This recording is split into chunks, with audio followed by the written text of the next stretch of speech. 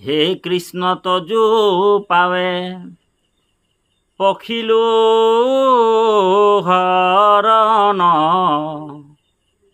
মই অনাথৰ নাথ তুমি নাৰায়ণ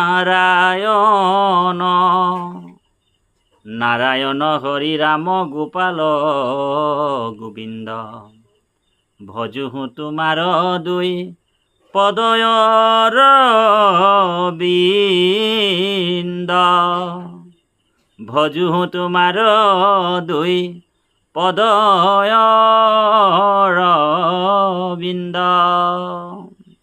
কৃষ্ণ, আজি এই যে কীৰ্তন শব্দৰ অৰ্থটো কি, এই তাত্ত্বিক দিশটো আমি কি, এই কথাটো আপোনালোকৰ মাজত প্ৰকাশ কৰিম। কীৰ্তন শব্দৰ অৰ্থটো এইটোৱে যে ভগৱন্তৰ কৃতিবিলাকক মানে গুণানুকীৰ্তন কৰাটোৱে হৈছে কীৰ্তন।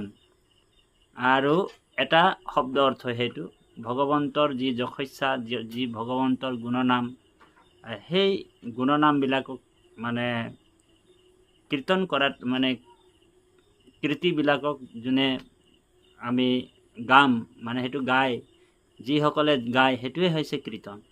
গতিকে আমি ভগৱন্তৰ কৃতিবিলাক গাব লাগিব, আমি গান কৰিব লাগিব ভগৱন্তৰ গুণবিলাক, মহিমাবিলাক, তেতিয়া সেইটোকে কীৰ্তন বুলি কৈছে। এতিয়া কীৰ্তন শব্দৰ অৰ্থ উল্টাই দিলে নৰ্তকী হৈ যায়, কিন্তু সেইটো নৰ্তকী শব্দ অৰ্থটো শুনিবলৈ বেয়া হৈছে, কিন্তু সেইটো আচলতে নৰ্তকী শব্দ ক'লে ভুল হ'ব, অপৰাধ হ'ব।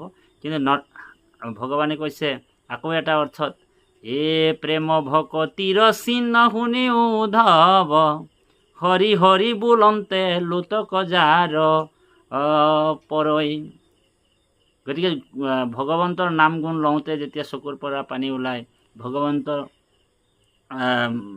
গুণ নাম লওঁতে নৃত্য কৰে, মোৰ গুণ গায়া কৰৈ নিত্য গীত, নাহি তাৰ ভয় ভৈলা কৃত কৃত বুলি কৈছে। গতিকে সেই কীৰ্তন শব্দৰ অৰ্থটো হৈছে মানে আমি কিন্তু ভগৱন্তৰ নৃত্য কৰিব লাগিব, ভগৱন্তৰ কাৰণে কান্দিব লাগিব, ভগৱন্তৰ কাৰণে আমি প্ৰেমভাৱে ভক্তি কৰিব লাগিব। গতিকে সেইটোৱে মানে এটা অৰ্থ যে ভগৱন্তৰ কৃষ্ণৰ কাৰণে আমি যেতিয়া কান্দিম, হাঁহিম, সেই প্ৰেম ভক্তি গোপীসকলে যেনেকৈ কৃষ্ণৰ প্ৰেম ভক্তিত মানে আপ্লুত হয়, তেওঁলোক গছ গছনি পশু পক্ষী মানে যিমান তৰুলতাকো তেওঁলোকে সুধিছিল যে কৃষ্ণক দেখিছিলা নেকি। এই তেনেকুৱা এটা মানে যেতিয়া কৃষ্ণ ভাৱপূৰ্ণ হয়, আমি যেতিয়া সমস্ত আমি